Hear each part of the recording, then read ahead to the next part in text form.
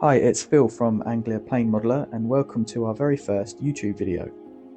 This is a tutorial on how to use the Cricut machine for creating RAF Roundel masts and the US Army Air Force masts of the World War II era, but you could use it to create pretty much whatever you like. Okay, so let's get to it. So the first thing we need to do with the roundel is they're obviously made up of 2, 3 or 4 circles or rings.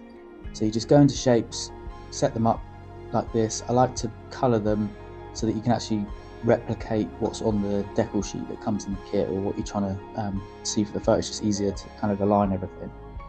I'm actually doing one for a Dakota Mark III, and it's the Southeast Asia Command. So it had the blue and then the lighter blue circles, which is just made up of two rings, so it's quite an easy one. So first thing to do is get your 2 circles, align them. To get the right size, you just use the decal sheet and just get a really good ruler and measure it out so you know exactly the size of it. Once they're together, select both of them and then go to exclude, which is in the bottom right, and click on combine, click on exclude, and that then creates your 2 roundels. It gets rid of the blue colour, but you don't need it because it's going on masking sheets. This is how you do a roundel with 4. I'm just going to demonstrate it, where it has the yellow outer ring and then the red inner one as well. So again, just 4 circles, colour them in as you need.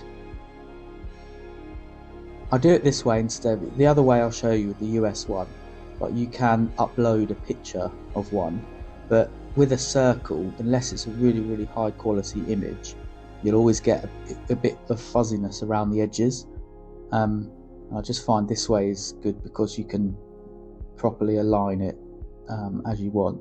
So this bit takes a little bit of aligning.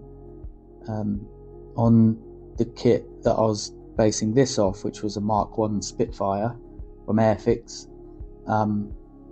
it has the roundels at the start of the wall where it has the yellow band around the edge, which is skinnier. Then it has the blue, then the white, and then it has the red dot in the middle of it. So you make sure they're all aligned up in the right place, and then once you're happy with it, select all of them and do the same thing. So combine, exclude, and then there you've got your rings, and the faint black lines are where the Cricut is going to cut. So right click and duplicate, because I needed 2 of these. And then the next thing I can show you is the US version. So for this one I have got a picture which I've just found off Google, saved it, and this one so it pops it into the canvas there, size it to match the exact size that you need. And then this one here, if you just go to slice instead of combine, it'll cut out the different sections, which is what you need when you're doing this one. So we've now got the bit on the left, which when you peel it off and stick it onto the plane, that's where you spray blue, and then you've got the other section which you overlay on top of it, and then you've got the star left and the 2 rectangles either side, which then you spray white. But you can do it the other way around if you want to, spray the white and then the blue first. And then once you're happy with that, you click on make. You can save it, it's just demo, so I won't save this one. And then it usually separates them up into the different mats. So I like to save a bit of masking sheets because they're not the cheapest, and put them all on the same one. So you just click on the other ones, click on the dots, move object, put it all onto the first one, and then you can position it. You don't need loads of space around it, but obviously the more space around it you have, the easier it is to cut them out when you actually want to place them on the plane. And then you can then add obviously masking tape and stuff around it if you need to. So I'm just adding the other bits that has been separated out and aligning them up. Probably there. And then there was one more at the bottom, which is just our the last bit. You don't actually need that bit. It slices it up into 3 sections, but might as well use it. And once you're happy with the placement, just take a note that you need to make sure you have a bit of masking sheet that's big enough to cover that. Continue, and then it will connect to your machine. So this bit's important because you have to then select what material you're cutting out. So the washi sheet setting is the perfect one. Well, it's not actually perfect. You do have to go in and change the cut pressure because it wasn't quite heavy enough when I first started practicing this. So to change it, you just go into the materials, scroll all the way down to the bottom section, washi, somewhere there. So washi sheet, and then you make sure the cut pressure is on 95. Is perfect for this. I use a Cricut Explore, which is the middle one. There's a Maker which will cut like wood and metal and stuff. This one's like the middle one, and then there's a Cricut Joy, which this also works the same. So you've got different cut pressures. Just try it out, but default again works fine. And then once you've got it selected and set up, you just press the flashing button on the Cricut, and then you press the play button, and away you go. Okay, so now we let the Cricut do its thing. This is, if you've used it before, it's pretty straightforward. Obviously, just I use a standard grip mat. You just stick this is Tamiya masking sheets. They come in packs of 5. They're you can get them from lots of places online, or I got these ones from Hobbycraft. You can get the ones with the grids on it as well. These are plain ones. It doesn't make a difference. They both work. The grids I'd say are probably better because they help when you're trying to line up the mask onto the plane, like a fuselage or something. You can see through it, but they didn't have any when I went to buy it, so that was that. And then just let it do its thing, and it'll cut them out. I've had quite a few requests for this tutorial. I posted a quick reel on my Instagram page, and I had loads of people messaging me saying, how do you do it? Can you show the actual process? That's why I'm doing it. So hopefully it's helpful. I've also had some people say, well, why don't you just use the water slide decals that come with the kit? Obviously that's fine, but I haven't been doing modelling that long, but I would say it's probably the worst bit in my limited skill set, is getting them right, making sure that they stay in the right place and then conform to the panel lines using lots of set solution and solid set solution. Sometimes it works, but sometimes the decals that you get in the kit are just no good, or I want to do a different scheme to what's included. But I also like to add, you'll see on the next bit, I like to add panel rivet lines, because in this scale you don't usually get that. There's some kits that do like Edward things, but when you do spend a bit of time adding the detail in, it's quite nice for that to show through, rather than have a kind of a decal over the top of it and it's a bit shiny, especially if you're doing like a weathered model. It makes it easier to weather. There are some really good ones out there, like I think Edward do them where you can peel off the carrier film and it looks painted on. I'm not quite at that level yet, so this is why I do it really. Okay, so once you've got your masking sheet and it's all printed, I don't know if you can quite see it here in this light, but I'll just peel off that ring. Yeah, you can see it a bit better there. So you see the top one, you've got the star, and then these ones you've got. So that's cut through perfectly. It doesn't drag when you're trying to take it off, and obviously it's leaving the backing card to it in place. So we'll move on to how we then attach it. Pretty straightforward, especially if you've bought like a sometimes you buy like canopy mask kit, same sort of thing. So what I like to do on these ones, especially if you've got like the ring, is you put the whole thing on first, the whole mask on first, so they're both the sets, and then I put a bit of masking tape, which is kind of like transfer tape, just across to keep everything in place. I find it much easier to position like this rather than take bits off and add them on again, because then it can get a bit misaligned. So if you just put it on and where with everything attached, and I'm using the guide, obviously the stencil and decal guide that comes in the kit.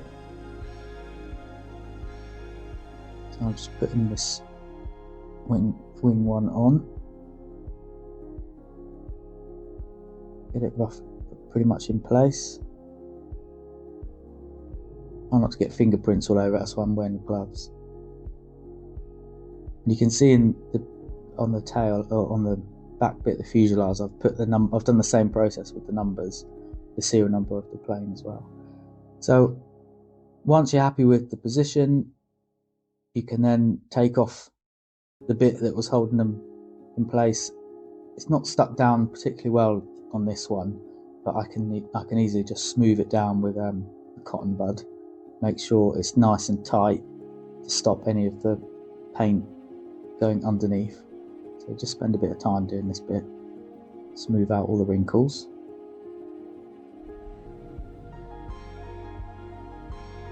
And you can always tell when it's stuck down, because it goes transparent. You can start to see the colour underneath. So, if you just lay it on and then try and spray it, you can still do it, but you're likely to get a bit of paint seepage underneath, especially if it's over panel lines and rivet lines. So it could flow in there if you've put too much on. So once you're happy with all that, I then use a real sharp knife to take the middle one out. I like to do the lighter colours first. So in this case it's going to be the light blue. Pop that off.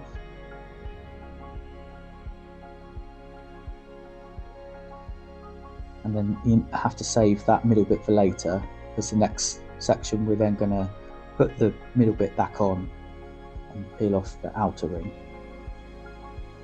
And then mix the paint. This is the other thing I like about doing the mask, is that you can mix the paint up yourself and get a potentially more accurate colour, because the decals are obviously can be really glossy, and sometimes they're not quite the right colour. So for this one, I use a mixture of Tamiya paints and Mr. Colour paints, acrylic ones. I think they're both solvent-based acrylics, so they can be mixed together.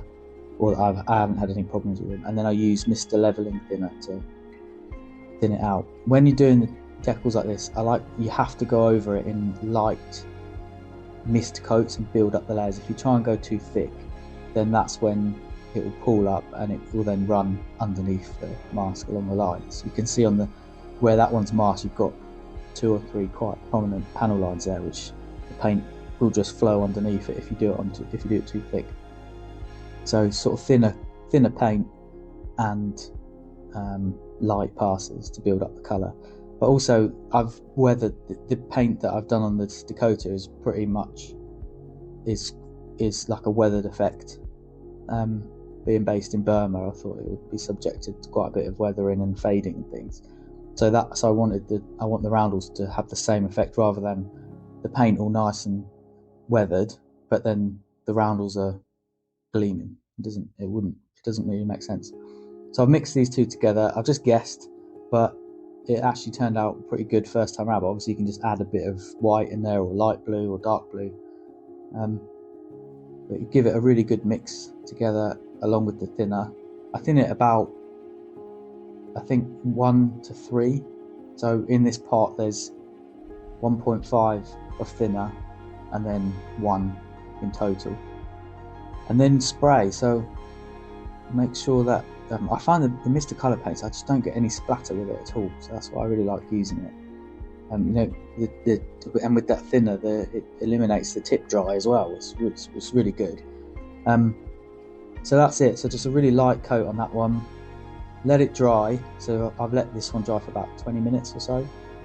And then I'm making the roundel blue, which I just use the blue there with a bit of flat black. Just literally dip the mixing stick in there and mix it up, and that's it. but just to make it a little bit darker, and then put in the center circle mask that you saved from earlier. Just make sure this one's really lined up again, so you don't have any misalignment issues with the inner circle. And trust the cotton bud, flatten it down, get rid of any creases or air bubbles. And then it's stuck down quite well, so I do have to use a little bit of force, like carefully take this off.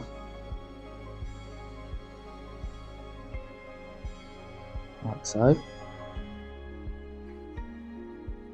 And then smooth around the edges of both the inner circle and the outer circle.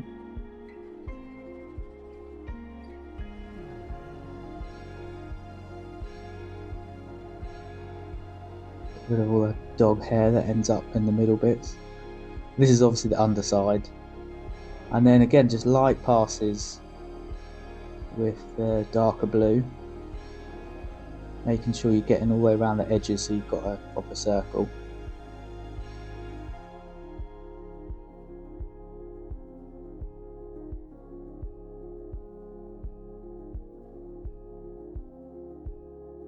I usually use more masking tape than this around the edges. I must have been feeling very confident or something, but normally each side I'd stick another bit of masking tape on there, so I don't know why I didn't. It worked out alright. And then pretty much done. So you peel off the big bit. Hopefully this is the best bit by far. Hopefully revealing a lovely circle. So you can see it's like not a solid blue. It's got, you can see the paint underneath, which is I think how it would be back in 1945 in Burma. And then pull the middle bit off. And then I've done the same thing. So this is a good example here where you've got the big door hinges on there that would be tricky to get a roundel decal over that to then conform properly and still have a circle and not have any little crease marks. You can do it, like people much better than me do that, can do it easy. Well, not easy, but they can certainly do it. But I can't, so I spray it. And instead I'm really happy with how that's turned out. I've done the tail flashes as well with the same process, so just two, so a big rectangle, put a little rectangle in there. Make sure you measure it so it's the right scale. And that's it. You can really easily see all the panel lines through there and the rivet lines as well. And that's me. So I hope you enjoyed that one. Hope it was useful. Give it a go. Let me know what you think. And if you want to see more, give us a like, subscribe, send me a message and see what other videos you want me to create.